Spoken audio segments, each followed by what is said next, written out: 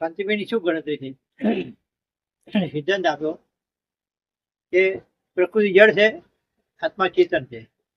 પ્રકૃતિ છે ખરી, સ્વભાવ પ્રકૃતિમાં હોય, મનનો સ્વભાવ મનનો હોય, બુદ્ધિનો બુદ્ધિમાં હોય, ચિત્તનો હોય, અહમનો અહમનો હોય, પણ જ્ઞાન ના હોય તો શું ના કરીએ?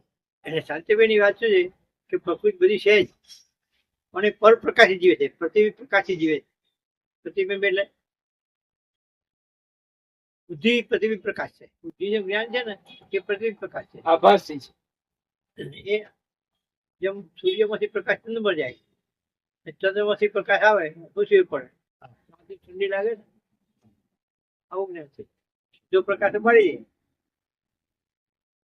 તો આપણે જે જીવન જ્ઞાન છે ને એ પ્રતિબિંબ જ્ઞાન છે, સાચું જ્ઞાન નથી. સાચામાં દેવ ઉડી જાય,